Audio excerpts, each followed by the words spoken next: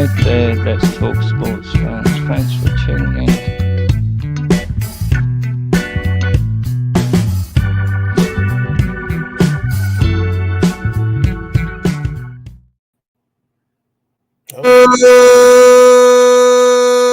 Good evening, sports fans, fight fans. Welcome to another great episode of Headkicks and Haymakers. I am Bodkins, and of course, with me is my brother from another mother. What is good, my man? How we doing tonight? Bro, everything's great. You know, it's a regular Wednesday, a little rainy down here in good old Jacksonville, Florida, but I'm excited to do today's show because we got to go. It's ladies' night and the feel is right. Oh, yes, it's ladies' night. Oh, what a night. Yeah, that's right, folks. Tonight we will do last week we did our men's pound for pound list. Later in the show, we will do our women's pound for pound list. And speaking of women, we had a main event women's list, fight last Thursday or Saturday night. Meniere Finio, absolutely pummeled my girl Blanchard. 40. The scorecard's 50-45 with. I did not see this happening. Meniere Finio has just punched her ticket probably to a title fight. Your thoughts? Meniere Finio, first of all, that every once in a while you gotta go Google somebody. Like I had to go look at it, and I was like, this fight wasn't as close as I thought it would have been. But hey, look, we gotta give respect where respect is due. Both fighters went out there and tried to do their thing, but one got dominated completely. And hey, it is what it is. This is the fight game. And sometimes, even when you're at your best, there's somebody better than you. Yeah, she proved it. Now she beat Thug Rose and Blanchard. So, she has punched her ticket. Looks like she will take on the winner of Grasso and Valentina. But I think the story, not even just that. What's up, Denzel? Appreciate it. I thought the story of the night was just eye poke city. Atlantic City was eye poke city. All the eye pokes, including what's his now? His name's drawing a blank. The All-American Chris Weidman. Weidman. Chris Weidman. Yeah. I don't know why his name just eluded me. Chris Weidman had, there was like 3 eye pokes in his fight, and he comes back and he wins due to really they changed. It wasn't the knockout. They just said, hey, he was, you eye poked the guy 5 times, but you still win the fight. Thoughts on just the whole night was filled with eye pokes. Yeah, for me, man, to be real with you, of course, it's one of those where. If you're a fight fan, if you've been involved or been watching, MMA for some time, like even if you love him or hate him, it was good to see Chris Weidman in action. What I'm saying? To see him come off with the win against Bruno Silva. Bruno Silva, of course, who is not necessarily, the most eye-catching name. You know what I'm saying? In the division right now, middleweight, but. When you see Chris Weidman, you hear his story, he's like pretty much the All-American, Captain America-esque, fighter. And to see him coming back from horrible, horrible injury with that spiral fracture, everybody knows I don't like it because he did the same thing to Anderson Silva. But, you know what I'm saying? In the long run, it was great to see him out there, man, and put on a contest through adversity. That's one of the things you want to talk about. When you talk about that fight, adversity, there was some adverse, non-foreseen things, not literally non-foreseen things happening in that fight, and he powered through. So shouts out to him. I want to give a big shout out to Joaquin Buckley though, real quick, because you know how it happens. Botkins, you're searching on social media, you're looking at stuff, and then somehow, some way, something that you didn't know happened to him happened. He's out partying 4 hours, going crazy before at the fight. Poolside. Yeah. Poolside. I'm not saying if he was drinking or smoking or whatever, but normally, 4 hours before the fight, you in the zone, you zen, it's quiet, there's no noise, I'm out here poolside kicking it with the host. That's so. Shout out to Joaquin Yeah, Buckley. yeah. You think Colby Covington was captain? Absolutely not, Denzel. I think Colby Covington is a character. I can't stand Colby Covington. Yeah, the Kobe Covington is the guy with the American striped shirt and the stripes in the wrong direction. But, yeah, but he's still evil. He's still a character. But yeah. He's the Denzel's got a wrestling show. I know he does on Sideline Sports. He is the absolute heel of UFC, Denzel. So that's Colby Chaos Covington. But you're right about Joaquin. I didn't understand what Luque was doing. He pulled guard. I mean, we both picked Luque. We thought there was going to be levels to this shit, and right. I didn't understand what Luque did in that fight. Maybe he just wanted to get out of there in the fight, and just like, I got stuff to do. I'm going to go chill with the poolside with the honey, so I'm going to get out of here. I mean, yeah, man, Vincent Luque, for his resume and for what we've seen from him in the past, he did absolutely nothing of what I would expect of him to do. But once again, hey, look, second round, you play around, you found out, and you thought it was funny, but nah, he can go kick you by the pool and kick your ass. So that's what happened.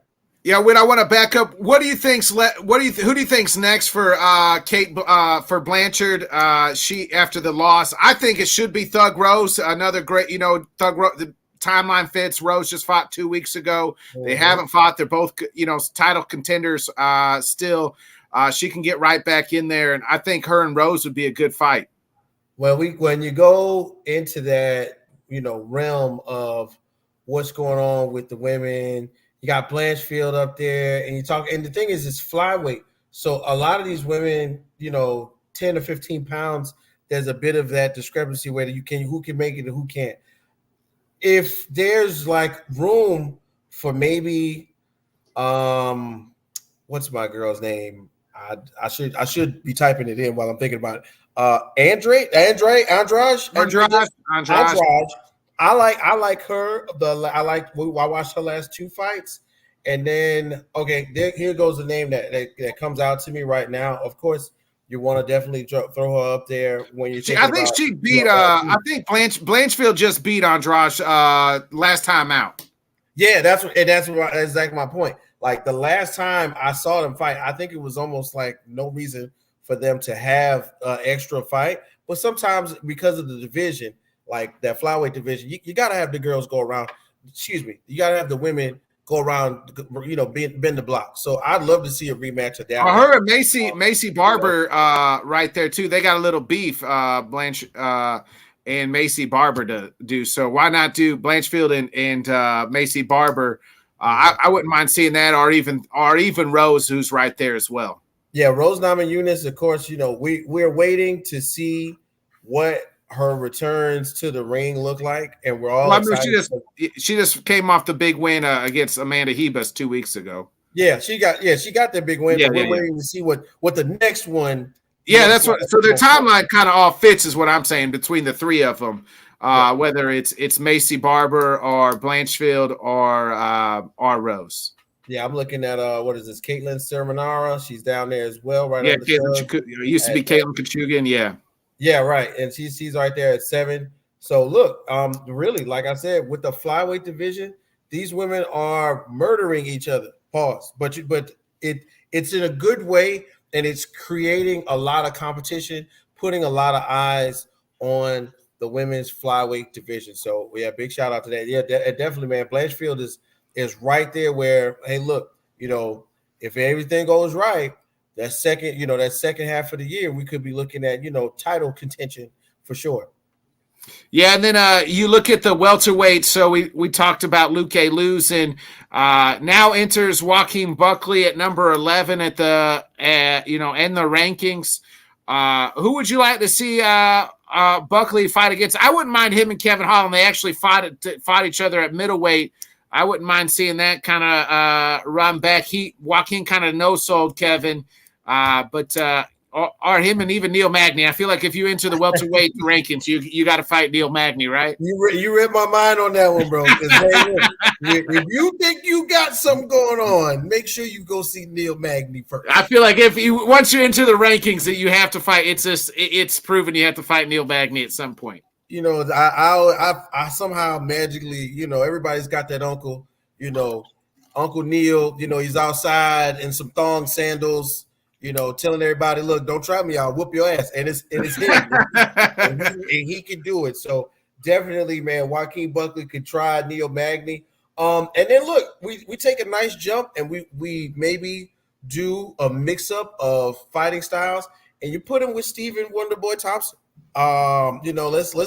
Let's see how good you really are when you fight a real mixed martial artist who's been in some wars. Yeah, that I wouldn't like. He called out Gilbert Burns. I would like to see more MVP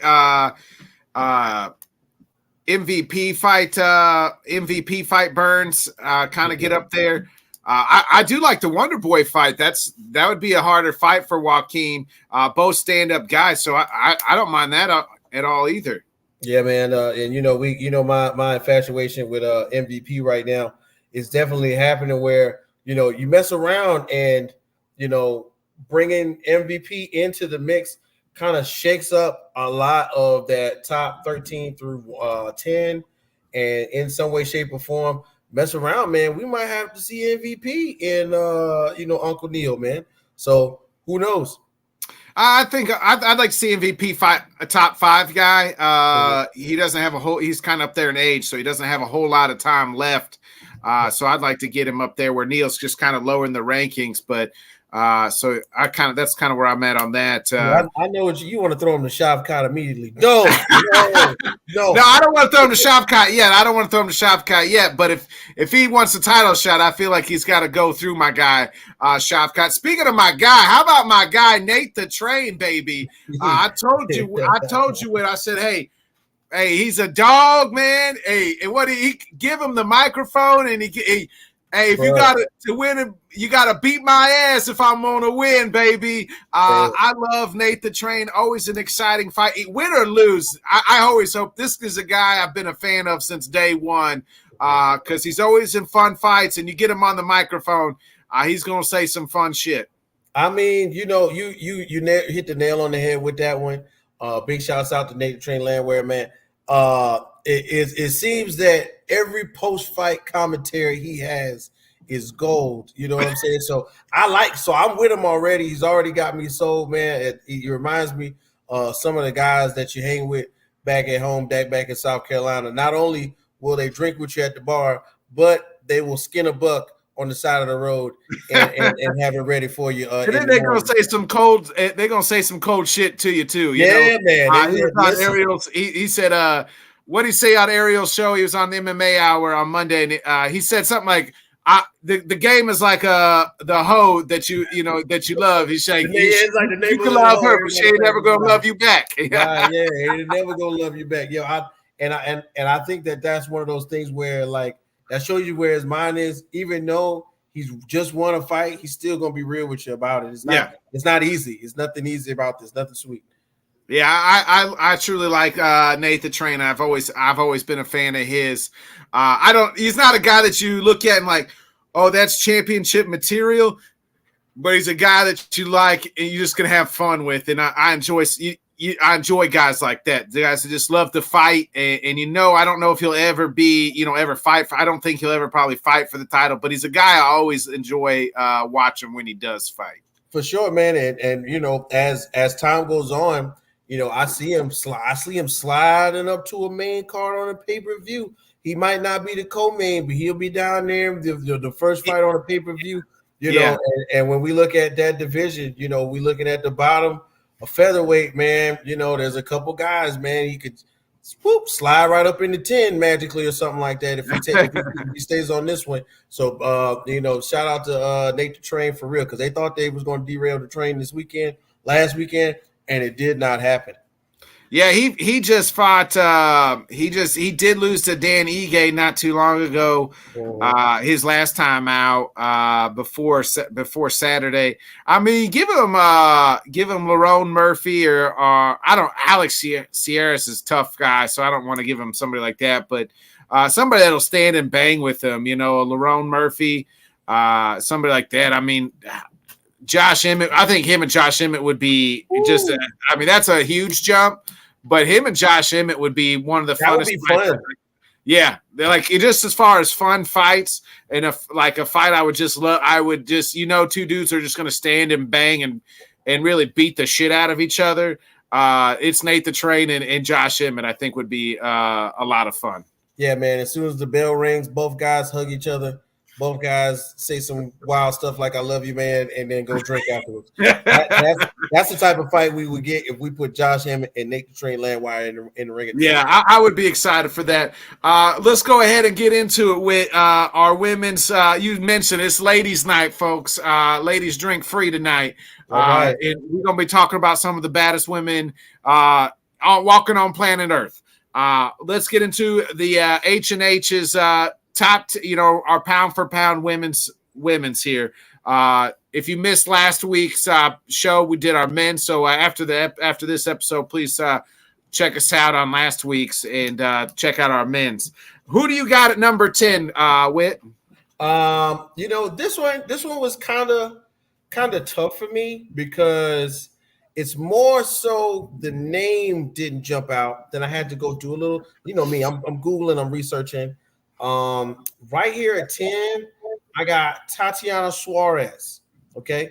Right now, she is on a 3-fight win streak. She is 10-0. Let's not get it twisted. She's at 10 for a reason, but she is winning as of right now. Tatiana Suarez, when I put some of the work together to kind of like get the names right, okay. She's been one of the best strawweights for I think since 2016.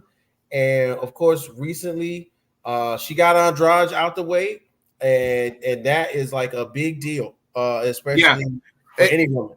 If you get a chance, there's a great documentary on her on HBO, The Unbreakable Tatiana Suarez. So this young woman was a all Olympic wrestler, then got cancer, made it to the UFC, and then kept getting hurt. Like they thought her neck was just never going to be the same. She took a lot of time off. So if you're new to the fight game, she's kind of, coming up, but she's about to fight, probably one win away from fighting for the strawweight championship. She was just banged up. They had a fight for her booked. I think she was supposed to fight on the Volkanovski card in Anaheim. And then she had to pull out. She wasn't fully healthy. But we'll see what happens with her going forward. I'd like to see her get a fight and get one more in, and then she'd probably be right there for the title. Right. I was going to bring up. I saw. I'm looking back at where I was referencing. She had some really bad knee injury, sidelined her for 4 years, kind of derailed her. And then they talk about the documentary is incredible. It's on HBO or Max, whatever it is these days. Max. So whichever one shows soft porn after 11, I don't know. yeah. I don't know if they do Skin and Max anymore. Who knows? It's just real porn now. You just got everybody. Ain't even no soft porn. You just watch real porn. Like you got to this level. Everybody know. Everybody in the comment section knows that there's levels to this porn watching. Now you just go watch it for free. Really. Okay. Let's we'll get into number 10. My number 10 is a lady we'll see fight next Saturday against making her UFC debut, and that's Kayla Harrison, the former PFL champion, former gold 3-time gold judo medalist. Is Kayla Harrison. She's going to take on the legend that is Holly Holm. Before we get into number 9, did you see Ronda Rousey? The Holly Holm reference jogged my memory. Did you see the Ronda Rousey interview? She is now saying she was concussed of going into that fight against Holly Holm. She is giving Holly Holm, even after all these years, no credit for beating her. I mean, come on. I mean, that girl beat your ass, Ronda, and you were never the same after that. Never. Give Holly Holm some credit. And it hurts me to see Ronda Rousey like that because – and I know from being around athletes who never lost, and I know from being around people who eventually they never really recover mentally from that type of losing. And I'm sure the thought of I don't even remember how it happened creeps into her mind every time she thinks about it. But hey, man, I still say, hey, it'd be something great to see in another arena. If not, if not the UFC, I don't know. Maybe they can go back and forth to pickleball. I'm sure they're going to have beef for the rest of their lives. Like it'll never be over with them. There's something that's whatever. Just tip your hat to her. She got the best of you that day, and then just call it. Exactly. Who's your number 9? All right, so going up the way. Right now at number 9, I got somebody, of course, who's very recently, whooped some ass. So I got 9 being Raquel Pennington. Right now 15-8. Been around for a long time. I got her pretty. I got Rocky way higher than 8 or 9. You'll see why, because when I started, and I told you before the show, it's like I the names that I got above her, I was like, they doing it right now. This is happening. But hey, look, Rocky, great fighter. 18 fight mix up of like beating some of the best women fighters ever in that range. I think that's a really big deal. If I'm not mistaken, let's look. 3-fight win streak again. So you know what I'm saying? It's happening as we speak for her. Her career is on the upswing, and I can't wait to see what's next for Raquel Pennington. Who you got at 9, bro? I got another lady that is going to be fighting next at UFC 300 for the women's strawweight championship, and that's Yan Xiaonan. Yan Xiaonan. Yeah, she's my number 9. She's right there. She wins next Saturday. She's going to be going straight up the list, even higher. So I got Yan Xiaonan. Hell yeah, Denzel. That's we're rooting for the Cubs here. Who's your number 8, Whit? All right, so going up 8. This is where like 7-8 for me. What is that? Okay, let me get into some more recent stuff. And I kind of had made this list before the fight happened over the weekend, but I got Manon Ferret, Ferret out there at 8. It's right now what we're looking at is, recently, once again, this is somebody on another 3-fight win streak. Really big win over this past weekend. And in my opinion, like it was the way she won that caught my eye. You know what I'm saying? This was like pretty much a beating from beginning to end. And you know what I'm saying? When you see something like that, hey man, you got to give her a prop. So right there, got to throw Ferret right there at the top. I mean, right there on the cusp of breaking into that top 5 area. Yeah, my number 8 is the lady you just mentioned not too long ago is Tatiana Suarez. Is number 8 for me. So I think we've already said everything we could say. Who is your number 7? My number 7, bro. Once again, we're gonna swing it up to some more of the more recent fighters that I had to throw out there, and we're gonna just keep it real, Mo. Juliana Pena is out here in the streets, still working. A very recognizable name, and I think when we think about competition-wise, who haven't we seen, like make it to the top, but put on like big numbers when you beat Nunez and all that stuff like that. That means something to me because we're not in the era of the Cyborg and Amanda Nunez anymore, and for you to have taken on one of the greats, because other women have fought some of these women have beaten Holly Holmes and stuff like that, but to beat Nunez, I got to throw you in there. So for me, even though she's had a little bit of a rough time recently, I'm gonna go ahead and throw her right in there, man. Definitely. Yeah, I did not put her on my list for the simple fact she hasn't fought in over a year. So yes, and I know that's why I said tough time. But I got to she hasn't fought in over a year, and she doesn't have a fight booked. So I was like, I can't put her on the list. Okay, all right. You know what I mean? Had she had at least a fight booked, I'd probably put her on the list, but she had nowhere to be found.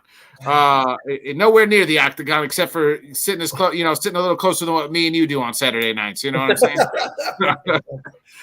My number 7, and she probably would have been a lot higher had she won on Saturday night, and that's Erin Blanchfield. I still think she can win. I think she can win the title eventually someday. But I got her at number 7. I do think she could be a future flyweight champion.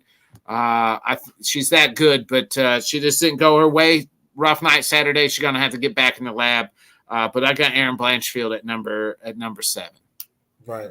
Who's your number 6? All right. Well, the thing is, I made the list right around the time before the fight happened, and so I got Erin Blanchfield. Just to be real, it's an opportunity for her to grow. You know what I'm saying? That's what it really is. It's an opportunity for her to grow. But prior to that, with the 2 wins, and I think for me, there's an opportunity for her to fight on the second half of the year and kind of bring herself back up to where she was. But she took a hard knock this past fight. So she's out right on the edge of 6. But I might have had her up further. I probably would have rearranged it a little bit more if she would have won, for sure. Yeah, I got number 6 is Thug Rose. Okay. I got her at 6. Coming off the win 2 weeks ago. I have to put Rose right there. She's right there now, can contend for a title. She needs probably another win, and then maybe she can get a title shot. I do think her and Erin Blanchfield would be a fun fight. So I could see that happening and see where we go from there with them two. That would be a title eliminator fight if there ever was one. Who's your number 5? We're getting halfway through the list with. Oh man, then the crazy part is we just swapped it out because I got Thug Rose right there at 5. You know what I mean? When it comes to a name, for the women's any division in women's MMA, she made her bones, way before she took those 2 L's, and then it's not I'm nostalgic with it. You know what I'm saying? I still think she can do it. You know what I'm saying? I don't think it's going away. So I got Thug Rose at 5. Yeah, my number 5 is Rocky Pennington, the women's bantamweight champion. So I think she's the champ at bantamweight, so I got to put her at 5 right now. I think she's been in the game a long time. Seems like it could be her Juliana next later down the road here this year. But I like Rocky at 5. Who's your number 4? All right, so number 4. This is another one where I was like, let me fact check.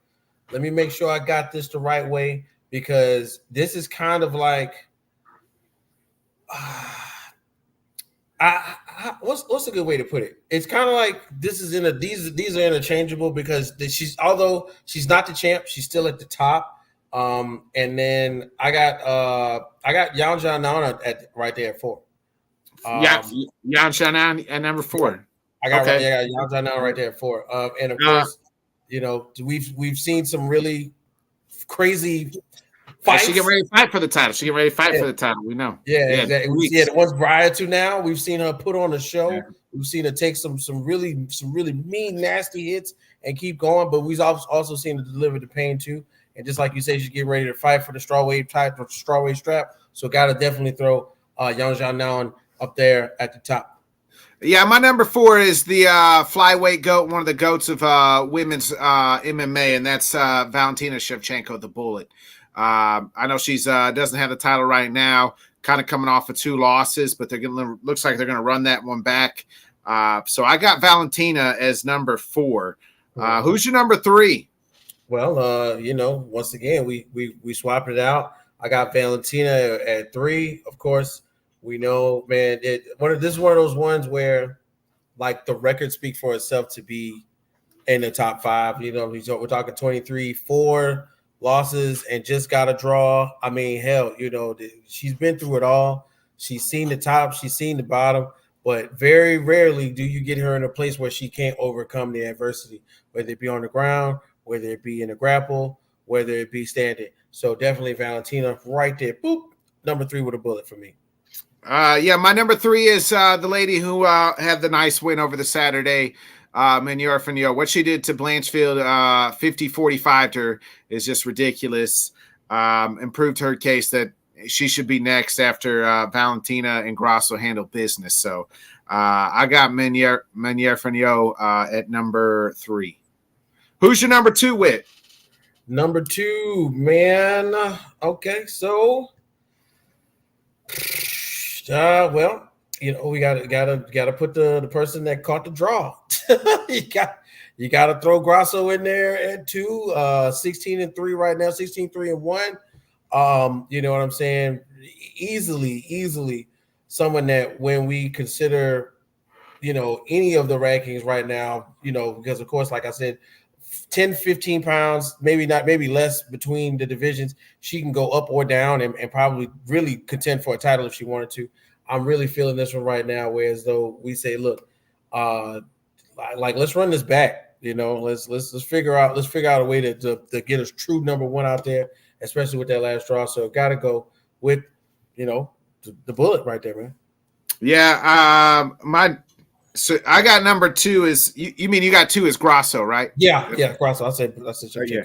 I got number 2 is Grasso as well. I'm right there with you. Alexa Grasso is my number 2.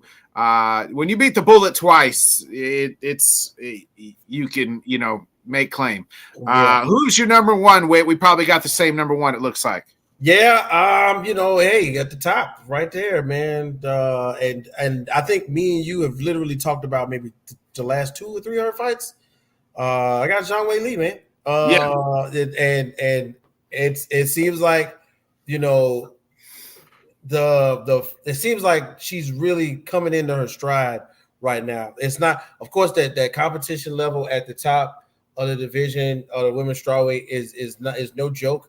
We pretty much named half of them, like Jessica Andrade's down there, Tatiana Suarez, Yao Xiaonan. Like these are all these names are almost interchangeable at any time. But Zhang Wei Li has proven herself time and time, especially these last 2 fights that I think me and you talked about. So yeah, for sure, got to put her right there at the top. This is a for now list in my mind. And although I got one person on the list who hasn't fought in a year, she has put on a show since last year, if I'm not mistaken. So got to give it up to Zhang Wei Li on that one. Yeah, I do. I got Wei Li too, and she fights next Saturday against Yan Xiaonan. I think we're in agreement. Wei Li is number 1. I mean, she's been through. The only person that's ever beat her is Thug Rose, and beat her twice. And so, other than that, she's beat everybody. And since she's been back from those Rose losses, the 2 fights, the way she beat Joanna Jacek the second time, then she won the title again. She's incredible. I do think she's the best women's fighter on the planet is right now is Wei Li. So but that's it. Next week, folks. What do you got going on? Real quick, I just want to. I know you said you're not really into the wrestling right now, but WrestleMania is this Saturday and Sunday. The Rock is back, baby. He is heel Rock. He's beating up Cody Rhodes. He's got something for Mama Rhodes.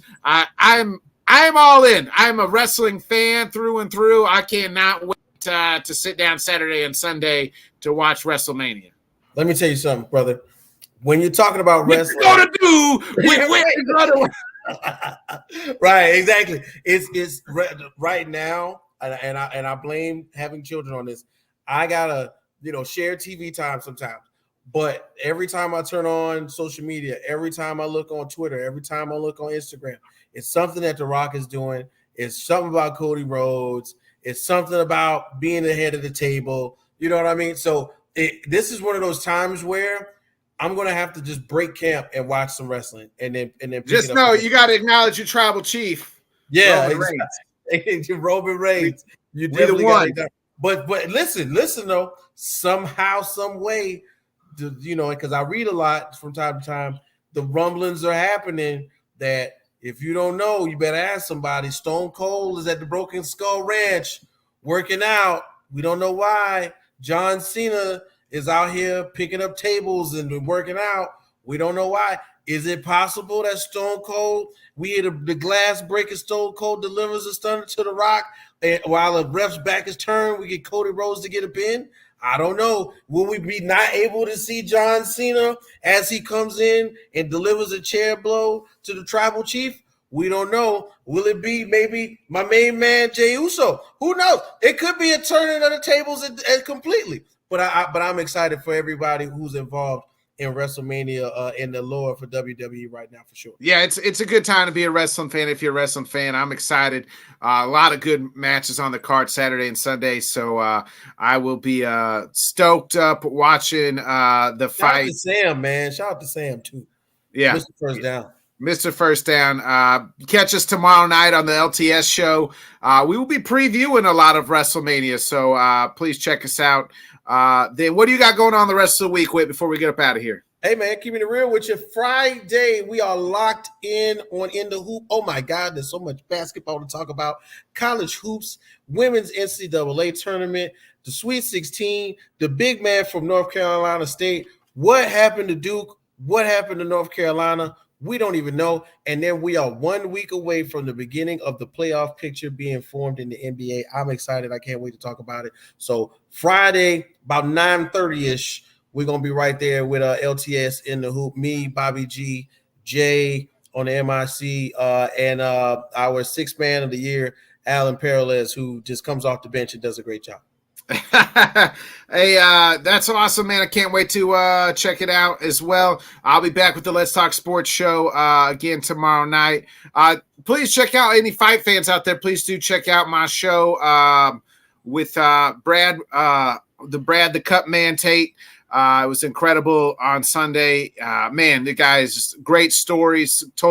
Actually was giving IVs to Rashad Evans back when Rashad was a wee lad, and he makes the joke there would be no Rashad Evans if there wasn't Brad Tate. So some incredible stories.